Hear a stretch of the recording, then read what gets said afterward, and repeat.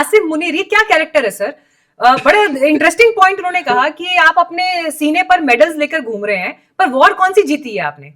कौन सा युद्ध आपने जीता है जिसके आप ये चेस्ट पर ये सारे मेडल्स लगाकर घूम रहे हैं? इनफैक्ट एज पर रिपोर्ट्स, साहब तो बंकर में जाकर छिप गए थे जिस समय भारतीय फौज ने वहां पर एक्शंस किए हैं। 3 दिन तक आप कहीं है नहीं, गायब हैं आप पूरी तरह से पिक्चर से। और आपका होना नहीं होना इसी बात पर प्रश्न चिन्ह खड़ा करते हैं कि एक युद्ध आपने छेड़ दिया, अपने देश को झोंक दिया, भारत के सामने आप इतनी बड़ी बड़ी बातें कर रहे हैं कि हम ये कर देंगे, पाकिस्तान कश्मीर हमारे गले की रग है, नस है, इस टाइप की बातें हो रही है। 2 नेशन थ्योरी को जस्टिफाई करने वाले स्टेटमेंट्स आप जाके अलग अलग कार्यक्रमों में दे रहे हैं, उसके बाद भारत पे हमले आपने करवा दिए। ये क्या कैरेक्टर है सर? और सबसे बड़ी बात यहां पर ये कि शहबाज शरीफ को फोन नहीं आता, फोन आता है आसिम मुनीर को। पाकिस्तान के कैरेक्टर का पर्दाफाश करने वाला इससे बड़ा पिक्चर सर और क्या होगा?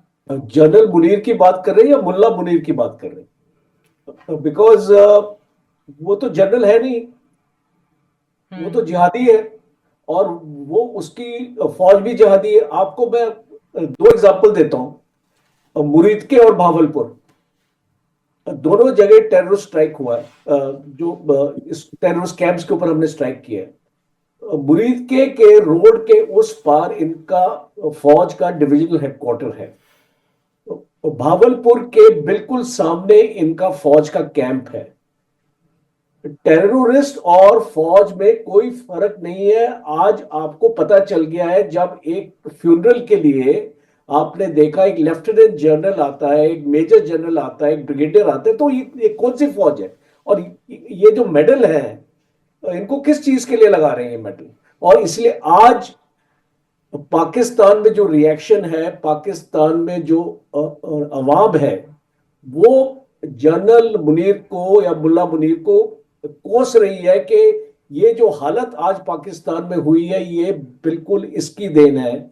और जो ऐसे प्रोवोकेटिव भाषण ये देता है, आपने इसको देखा, ये अपने फौजी जवानों को कैसे एड्रेस करता है।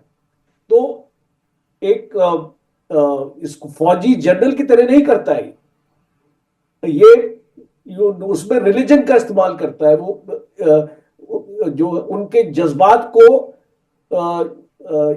खींचने के लिए, क्योंकि आज आपने देख लीजिए, बलूच से हमारे गेस्ट हैं, आज बलूचिस्तान में पाकिस्तान फौज का क्या हाल है, खैबर पख्तूनवा में पाकिस्तान फौज का क्या हाल है। आपने देखा है, एक पाकिस्तान पीस स्टडीज एक थिंक टैंक है, उसका एक स्टैटिस्टिक्स है, 393 पाकिस्तानी सोल्जर्स एक साल में मारे गए, 48 अटैक्स हुए हैं पाकिस्तान में। पिछले 4 दिन से रोज बलूचिस्तान में एक अटैक होता है जिसमें पाकिस्तानी सोल्जर्स मारे जाते हैं। और पाकिस्तान ने एक आर्मर्ड डिवीजन और एक इन्फेंट्री डिवीजन को बलूचिस्तान से इंडिया के बॉर्डर में मूव किया। जैसे ही मूव किया, उनको बलूचों ने वहां पर ठोक दिया।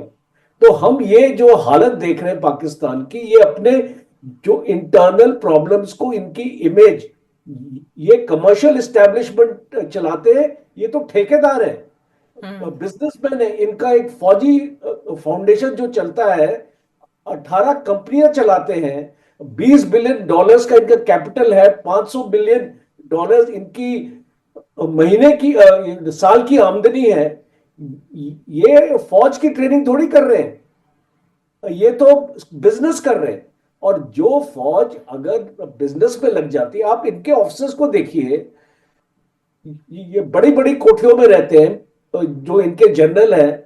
और इसको मैं आपको अपने बारे में बता दूं, मैं एक 4 BHK के फ्लैट में रहता हूं, तो आप समझ सकते हैं कि हमारी फौज के बीच में। सर आपके लिए,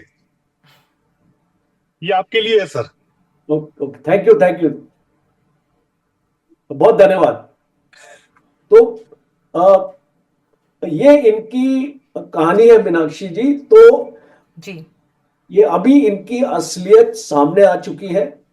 और मैं एक लास्ट पॉइंट यहां पे ये देना चाहता हूं, हमको सीज फायर नहीं चाहिए था।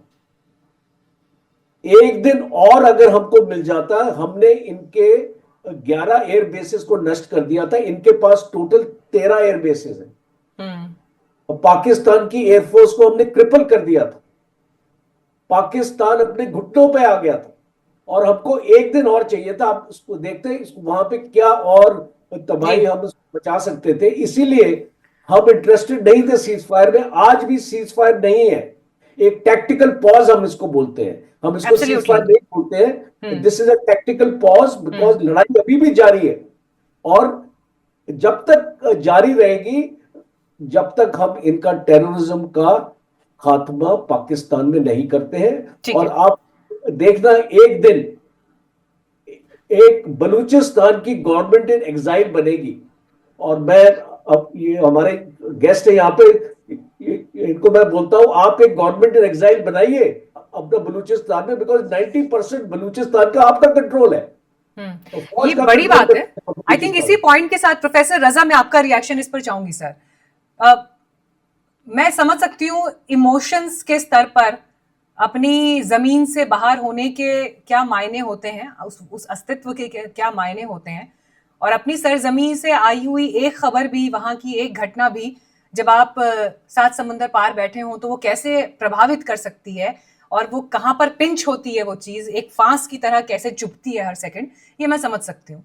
अब इस समय पर जब ये परिस्थितियां भारत पाकिस्तान के बीच चल रही हैं और जो अभी मेजर जनरल कटोच ने जो बात बोली है, कोचर साहब ने जो बात बोली है कि आप एक दिन आएगा शायद ऐसा कि जहां पर गवर्नमेंट इन एग्जाइल बनेगी बाहर, वहां से चलेगी